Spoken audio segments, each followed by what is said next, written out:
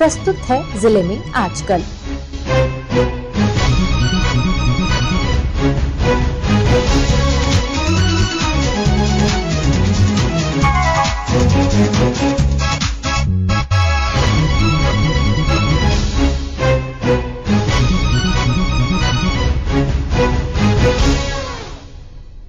इस अंक में आप सुनेंगे साहिबगंज जिले की ताजा गतिविधियों पर हमारे संवाददाता की रिपोर्ट के साथ हमारे साहिबगंज संवाददाता। भूमि संरक्षण विभाग साहिबगंज कृषि में मदद करने हेतु सरकारी तथा निजी तालाबों का जीर्णोद्धार किया है। इस योजना से न सिर्फ जल संकट को कम किया गया है, अपितु भूमि को बंजर होने से बचाते हुए कृषि को बढ़ावा देकर किसानों की आय बढ़ाने में भी सहायक साबित हो रहा है। जिला भूमि संरक्षण पदाधिकारी राहुल कुमार गुप्ता ने बताया, हमारे विभाग में मुख्य रूप से जल संरक्षण से संबंधित 3 योजनाएं चल रही है। तो पहला योजना है वो है बंजर भूमि राइस फलो उप योजना के अंतर्गत सरकारी और निजी तालाब का जीर्णोद्धार। इसमें मुख्य रूप से सरकारी और निजी तालाब दोनों को हम लोग लेते हैं। तालाब का जो रकबा होता है वो 1 से 5 एकड़ के बीच होता है। वित्तीय वर्ष 24-25 में हम लोग को 64 तालाब का लक्ष्य प्राप्त हुआ था, जिसके एवज में हम लोगों ने 7% लक्ष्य प्राप्त किया है। ये 64 तालाब में 48 तालाब, क्योंकि 75% तालाब विधायक द्वारा अनुशंसित होते हैं और 25% तालाब उपायुक्त महोदय के द्वारा अनुशंसित किया जाता है। तो 48 तालाब हम लोग को विधायक की अनुशंसा के बाद उसका हम लोग काम किए हैं और 25% तालाब में जो डीसी सर के अनुशंसा से प्राप्त हुआ था उसका हम लोगों ने काम किया है। तो वर्तमान में 64 तालाब हम लोग सैंक्शन करा के उस पर लगभग 80% तालाब, लगभग 50 के आसपास तालाब हम लोग कंप्लीट भी कर चुके हैं और आने वाले 10 से 15 दिनों में वो सारे तालाब कंप्लीट हो जाएंगे।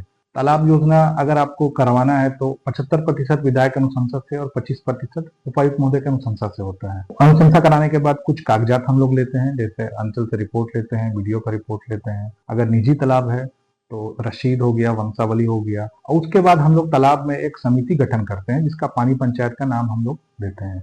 बाकी कागजातों के साथ उसका प्रशासनिक स्वीकृति लेने के बाद उसमें हम लोग एग्रीमेंट करा के उसका कार्य प्रारंभ करते हैं। स्टेट से हम लोग को 90% का अनुदान प्राप्त होता है। 10% की राशि हम लोग को कृषक के द्वारा वहन किया जाता है।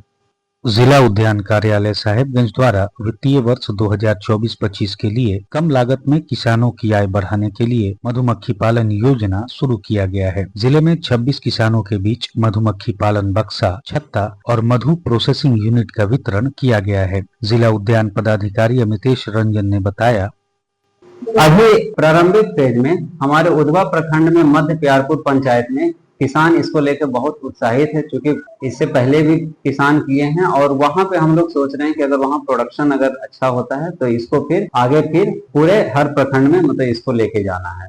क्योंकि मधुमक्खी पालन की योजना में लागत बहुत ही कम लगती है और हमारे छोटे किसान या फिर सीमांत किसान हैं तो उनके लिए ये आय का बहुत ही अच्छा स्रोत है।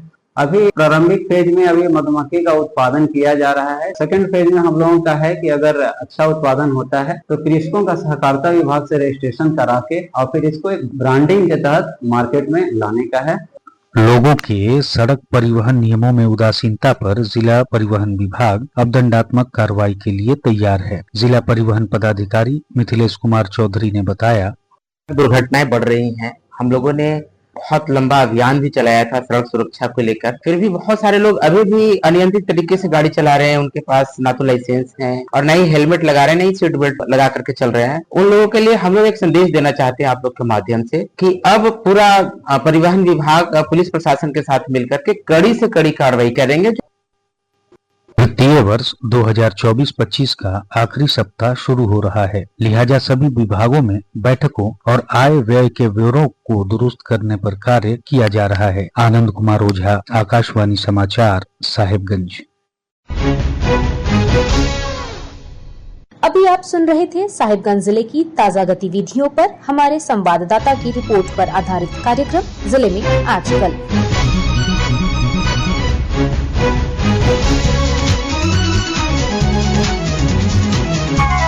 Thank you.